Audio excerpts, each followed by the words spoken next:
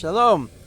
12,000 members of Am Yisrael, 1,000 from every Shevet, go to battle with Midian to take revenge as Hashem commanded.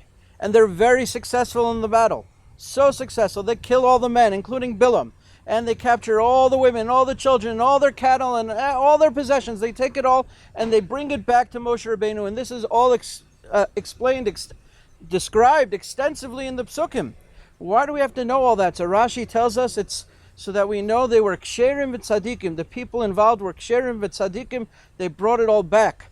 Rav Moshe Feinstein in the Darash Moshe explains that this is because these people were representatives of the nation. But why did this great victory happen? It happened b'schut all of Am Yisrael. Since it was b'schut all of Am Yisrael, it should be split up with everybody, and they did not want to take more than their share. So they brought it all back to Moshe and Elazar to be distributed fairly. But we know that the people who fought in the battle were righteous people. In fact, people who were afraid of their sins were sent home from battle. So why does the Torah have to tell us that our soldiers were ksherim v'tzadikim? For that, we have to go to a pasuk in Parshas Re'eh. In Parshas Re'eh, it describes the mitzvah of the Ir HaNidacha, the idolatrous city. And the mitzvah is that when you have such an idolatrous city, you burn the entire city, with everyone in it, with everything in it.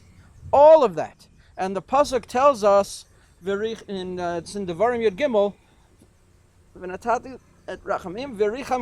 I will give you my mercy. I will have mercy on you. Why do we need that mercy? The Netziv and many others explain that this is because actions have a negative effect on a person. This is what the Sefer Achino constantly explains.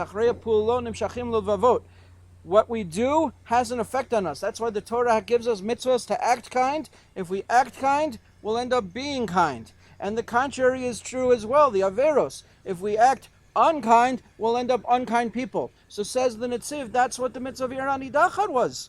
You're burning an entire city with people inside of it and all their possessions. That might turn you into a cruel person. Therefore, Hashem has to give you a special bracha of rachamim. This isn't going to affect you normally. Normally you do that same action, it will have a negative effect on you. But if you do that same action, but it's for a tzivoy of Hashem to fulfill Hashem's will, then you have Hashem's bracha that it's not going to affect you negatively. You have His rachamim. With that, says Rav Moshe Feinstein, we can understand why the Torah is telling us here this in Parshas Matot. Why? Because the people who went and did this Milchama in Midian, that's also an act of cruelty. They killed every single man and took captive all the women and children. That would be an act of cruelty, except it's not. Why? Because Hashem commanded it.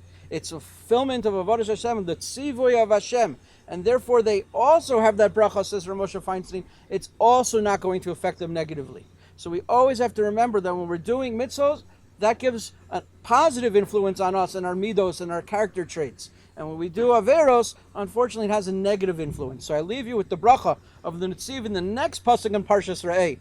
The pasuk says, "Ki tishma v'kol Hashem l'kecha asor kol mitzvotav." When you're going to do all these mitzvos, why, says the Netziv? Because if you learn Torah and you're osik in mitzvot, it's going to have a positive influence on all of us. May we always merit to be involved in mitzvot and let them influence us positively always. Good Shabbos.